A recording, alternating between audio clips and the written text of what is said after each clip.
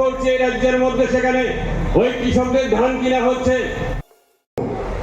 আমরা আলোচনা করেছি অন্ধ্র, তেলেঙ্গানা, এই প্রাইভেট কোম্পানিগুলো বীজ ফার্ম করে করছেন।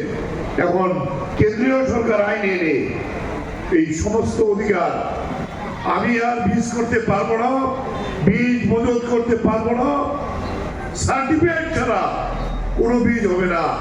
তাই বীজ আইন তৈরি করে সেই অধিকার আদানি আম্বানির উপর দেওয়ার জন্য আইন আনছে।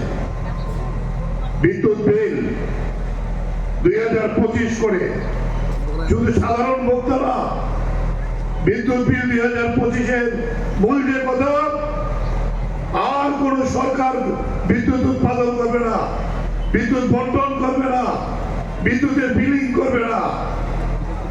এখন সমস্ত বিদ্যুৎ ব্যবস্থা বেসরকারি হাতে ছেড়ে দেবে।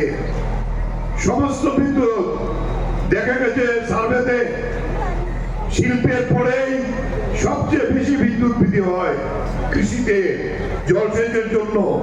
এখন আধুনিক যন্ত্রপাতি যে ব্যবহার হয় কৃষিতে, তাতেও বিদ্যুৎ লাগে। বেসরকারি হলে এই বিদ্যুৎ দিয়ে কৃষি কাজে আমরা ব্যবহার করতে পারবো না। বিলিং এর যে পদ্ধতি, এই পদ্ধতিও স্মার্ট মিটার জোর করে চাপিয়ে দিচ্ছেন। কারণ স্মার্ট মিটার হলে আপনি অ্যাডভান্স মোবাইলের মতো যদি রিচার্জ না করে রাখেন তাহলে আপনি পারবেন না। দেখা গেছে স্মার্ট মিটারে আমাদের মিটিং আলোচনা হয়েছে, যার বিল আসতো 15-20 হাজার টাকা, 1 লাখ 1.5 লাখ টাকা বিল এসছে আমাদের রাজ্যে। এই যে উপজাতি মা 200 টাকা তার বিল আসতো, এটা তার বিলের নিচে 9,000 টাকা। বিভিন্ন মিডিয়াতে আমরা আমাদের রাজ্যে মন্দির দেখেছি। এই অবস্থাতে আজকে কৃষককে পুঁজিপতির দাসে পরিণত করার জন্য তার ওই গুসা, ওনার যে কৃষি আইন বাতিল করতে বাধ্য করেছি। এখন কৃষককে কিভাবে গ্রাস করবে তার জন্য নতুন নতুন আইন আনছে আমাদের রাজ্যে।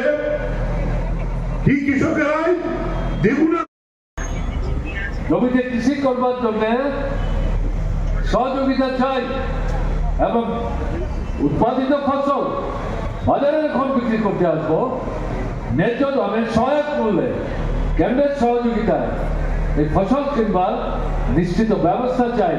এই মৌলিক যে 3টি বিষয়, এই 3টি বিষয়কে ভিত্তি করে কৃষক আন্দোলন সংগঠিত করতে না পারলে পর এই কৃষক জীবনের যে সমস্যা, এই সমস্যার কিন্তু সমাধান করা সম্ভব হবে না।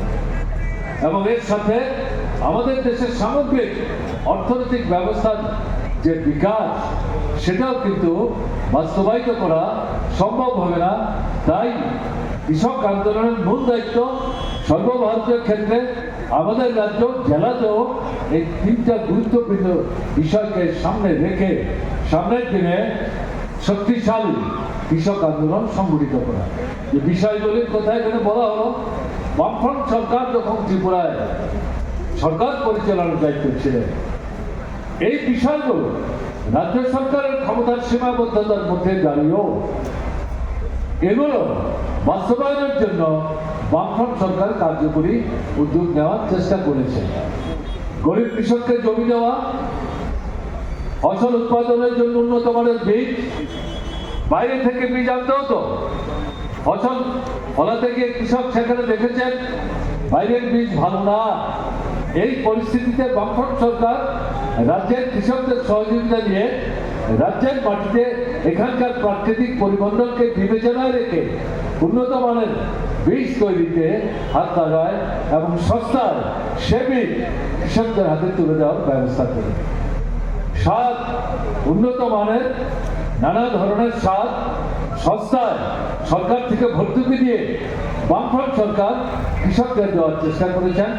বিশেষভাবে গুরুত্ব দিয়েছেন উৎপাদনযোগ্য জমি, তাতে বর্ষার উপর নির্ভরশীল না থেকে নদী নালার জল, মাটির তলার জল উত্তোলিত করে সারা বছর যাতে সেচের ব্যবস্থা নিশ্চিত করে যখন যে ফসল ফলানো দরকার সে ফসল ফলানোর ক্ষেত্রে বাঁচানো যাবে না, ওই কৃষিকে